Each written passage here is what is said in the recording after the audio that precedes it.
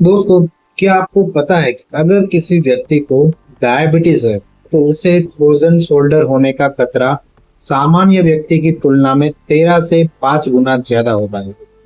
यानी हर 100 डायबिटीज के मरीजों में से लगभग 10 से 30 लोगों को जीवन में कभी ना कभी फ्रोजन शोल्डर हो सकता है।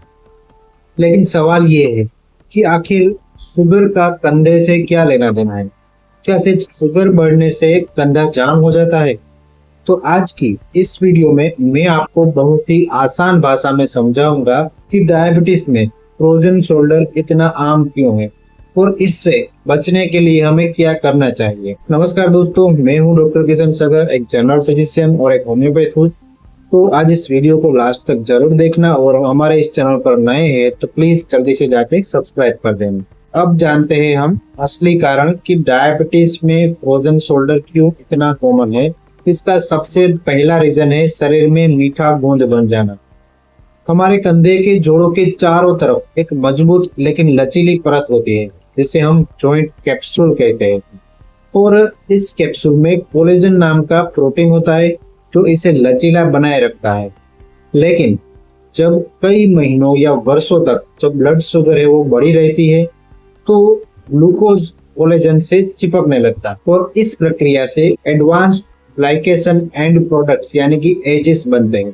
तो आइए दोस्तों इसे आसान भाषा में समझते हैं। मान लीजिए आपके पास एक नई रबर की पट्टी है, वह आसानी से खींच जाती है। अब उसी रबर पर बार बार गोंद आप लगाते रहते हैं तो कुछ समय बाद वह कठोर हो जाएगी और ठीक से खींच नहीं पाएगी। तो डायबिटीज में यही चीज आपके कंधे के कोलेजन के साथ होती है।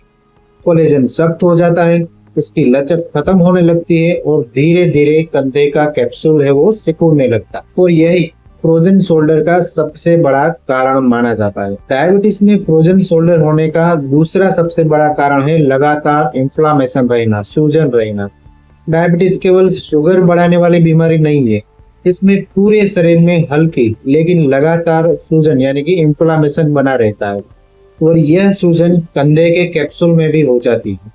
तो धीरे धीरे वहां पर स्कार्स टिश्यू बनने लगते हैं और जो कैप्सूल है वो मोटा हो जाता है और उसकी लचक है वो कम हो जाती है। और यही कारण है कि मरीज को पहले दर्द शुरू होता है और बाद में हाथ ऊपर उठना, हाथ पीछे ले जाना, बाल बनाना, वो सारी चीजें मुश्किल होने लगती है। डायबिटीज में फ्रोजन शोल्डर होने का तीसरा सबसे बड़ा कारण है ब्लड सप्लाई कम होना।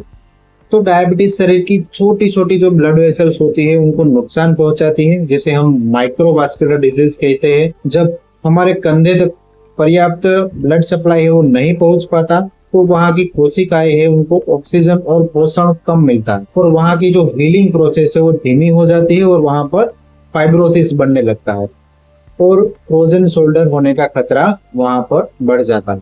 डायबिटीज में फ्रोजन शोल्डर होने का चौथा कारण है दर्द के कारण कंधा कम चलना यानी कि मूवमेंट कम हो जाना।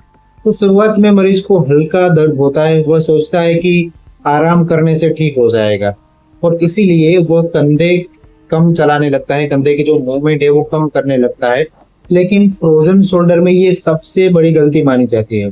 जितना कम कंधा चलेगा उतना ज्यादा कैप्सूल है वो सिकुड़ेगा और कुछ ही हफ्तों में दर्द के साथ साथ कंधा लगभग जाम होने लगता है। अब बात करते हैं कि किन लोगों में खतरा सबसे ज्यादा होता है फ्रोजन शोल्डर होने का। तो अगर आपकी डायबिटीज कई वर्षों से बढ़ी हुई है, अगर आपका HbA1c का रिपोर्ट है वो लगातार ज्यादा आ रहा है, अगर आपको थायराइड की समस्या भी है या पहले से कोई ट्रिगर फिंगर्स या फिर डिफ्यूट्रेंस कॉन्ट्रैक्चर जैसी समस्या है तो फ्रोजन शोल्डर होने की संभावना और बढ़ जाती है। अब बात करते हैं कि इससे हम कैसे बच सकते हैं, इसका बचाव कैसे हम कर सकते हैं। तो अच्छी बात यह है कि इससे काफी हद तक बचा जा सकता है।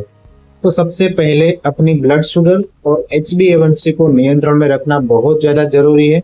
अगर कंधे में दर्द शुरू हो गया है तो हाथ चलाना पूरी तरह से बंद आपको नहीं करना है और डॉक्टर या फिर फिजियोथेरापिस्ट की सलाह से हल्की स्ट्रेचिंग और रेंज मोशन एक्सरसाइज आपको करनी है और समय पर आपको इलाज शुरू कर देना है, जिससे फ्रोजन शोल्डर को गंभीर होने से रोका जा सकता है। तो दोस्तों याद रखिए, डायबिटीज में सिर्फ शुगर नहीं बढ़ती बल्कि शरीर का कोलेजन भी सख्त होने लगता है और इसी वजह से शोल्डर कैप्सूल है वो सिकुड़ने लगता है और हमें फ्रोजन शोल्डर की समस्या है वो हो जाती है, या फिर हमारे फ्रोजन शोल्डर होने का खतरा है वो बढ़ जाता है। तो अगर आप डायबिटीज के मरीज है और आपके कंधे में दर्द या जकड़न शुरू हो गई है तो इसे सामान्य दर्द समझकर नजरअंदाज बिल्कुल भी मत कीजिए।